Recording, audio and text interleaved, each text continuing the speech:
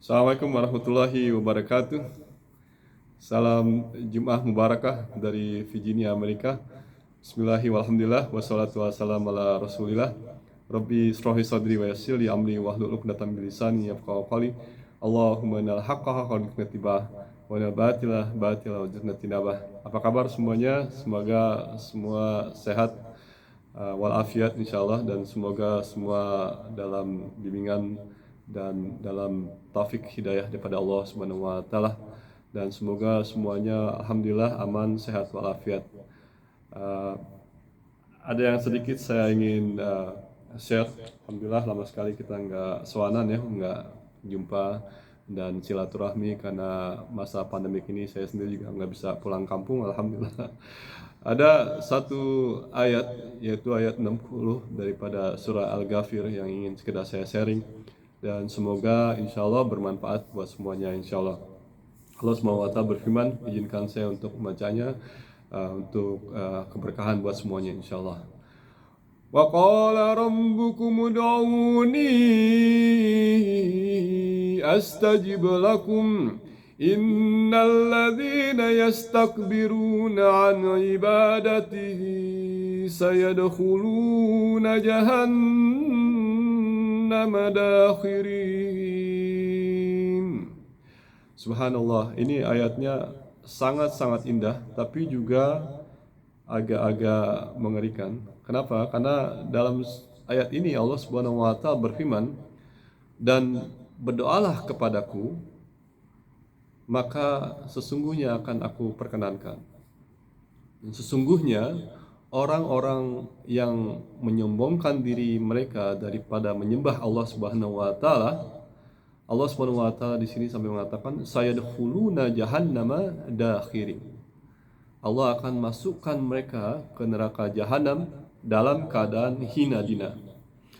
Ulama mengatakan di sini Allah Subhanahu wa taala akan marah kepada kita kalau kita tidak memohon pertolongan kepada Allah Subhanahu wa taala. Subhanallah, berapa kali kita membaca surat Al-Fatihah, di mana di dalam surah Al-Fatihah itu Allah Subhanahu wa taala berfirman dan kita mendeklarasikan pada Allah Subhanahu wa taala, auzubillahi minasyaitonirrajim, iyyaka na'budu wa iyyaka nasta'in.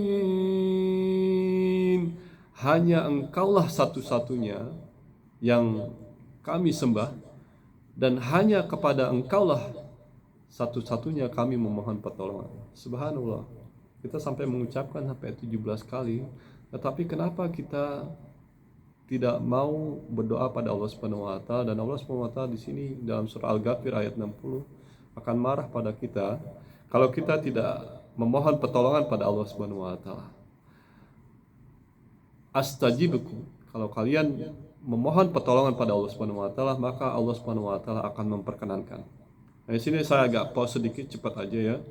Ada 3 kondisi Allah Subhanahu wa taala akan memperkenankan doa kita. Yang pertama adalah pada saat itu juga Allah Subhanahu wa taala akan mengabulkan doa kita, seperti yang terjadi pada kisah ibunda daripada Musa alaihissalam ketika beliau mengapungkan Musa alaihissalam di Sungai Nil, lalu berdoa pada Allah SWT, ya Allah, pertemukanlah aku kembali dengan anakku. Maka tidak lama kemudian Allah Subhanahu wa taala mempertemukan bayi Musa alaihissalam dengan ibunda beliau. Yang kedua, doa itu akan dikabulkan, cuma masalahnya harus dipospon sedikit, harus di-delay ya, harus ditunda. Seperti yang terjadi pada Nabi Ibrahim alaihissalam, beliau sampai harus menginjak usia 85 tahun, tetap memohon supaya dikaruniakan oleh seorang anak. Lalu pada usia 85 tahun, akhirnya Allah SWT karena kesabaran beliau, karena kekehnya beliau, karena saking tekunnya berdoa dan tidak pernah berputus asa untuk mengharapkan rahmat dan pertolongan daripada Allah Subhanahu wa taala, maka Allah Subhanahu wa taala mengabulkan doa beliau. Nabi Zakaria juga mengalami hal yang sama ketika beliau menginjak usia 90 tahun, pada akhirnya beliau dikaruniai oleh seorang anak yang bernama Yahya. Dan Ayub alaihissalam juga pernah sampai 18 tahun menderita penyakit kusta, dan selama 18 tahun itu Nabi Ayub bahkan sampai malu untuk memohon pertolongan pada Allah Subhanahu wa taala, sampai akhirnya ketika penyakit kustanya itu hampir mengenai lidah beliau, beliau tuh sangat khawatir. Satu-satunya yang beliau khawatirkan, beliau tidak bisa berzikir pada Allah Subhanahu wa taala. Lalu beliau mengatakan, dan ini sudah didokumentasikan juga di dalam Al-Quran, surah Al-Anbiya ayat 104, Allah Subhanahu wa taala berfirman, "Wa ayyuba idnada rabbahu anni massaniyad durru wa anta arhamar rahimin." Anni massaniyad durru. Nabi Ayub alaihissalam tidak sampai mengemis, "Ya Allah, tolonglah aku ya Allah." Tidak, dia hanya mengatakan, "Wa anta arhamar rahimin."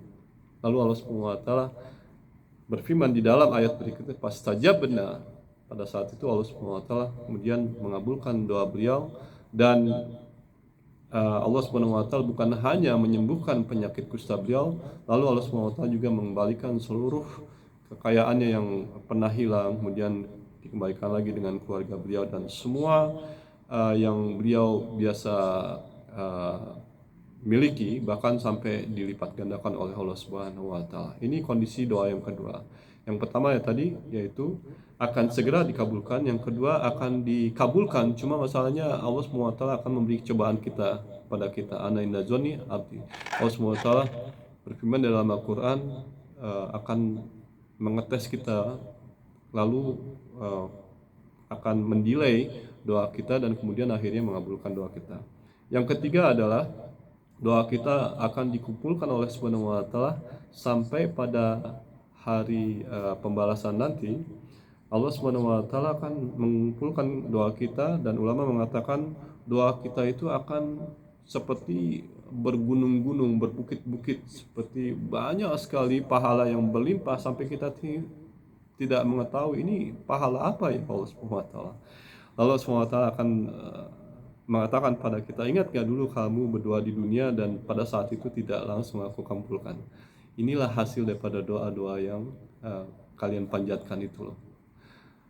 Bahkan ulama sampai mengatakan di sini, pada saat itu kita berhandai-handai, "Ya Allah, kalau aku tahu doaku bakalan dikumpulkan seperti ini, I wish," kata orang kampung sini bilang, "saya berharap jangan sampai di dunia itu engkau kabulkan sama sekali ya Allah." Subhanallah. Jadi ini 3 kondisi doa yang harus kita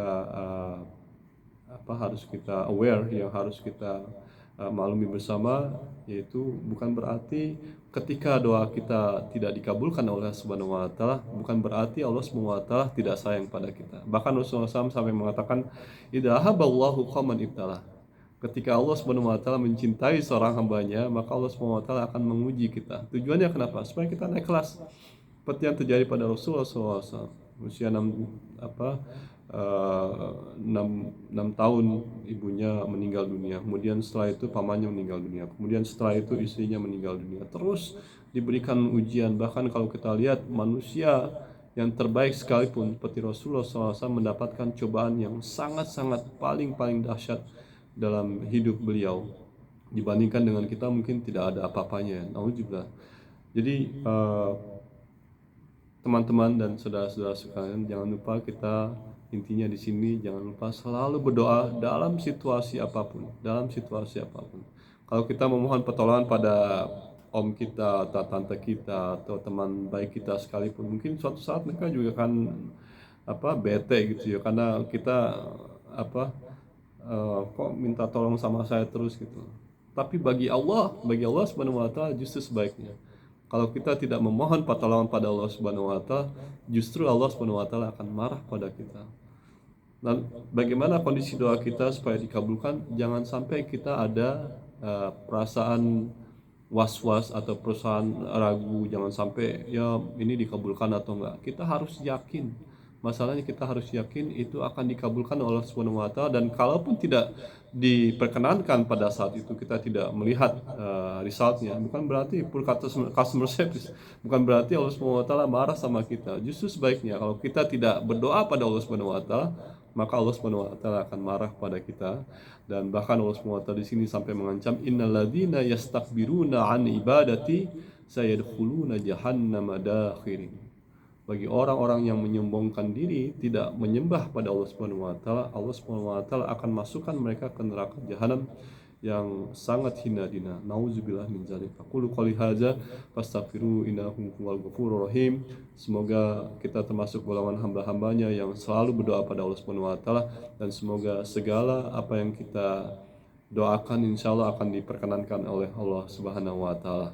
Terima kasih, semoga bermanfaat, dan mohon maaf kalau ada kekurangan. Subhanakallahumma wa bihamdik wa nasyhadu an la ilaha illa anta wa nastaghfiruka wa natubu ilaik. Wassalamualaikum warahmatullahi wabarakatuh. Barakallahu.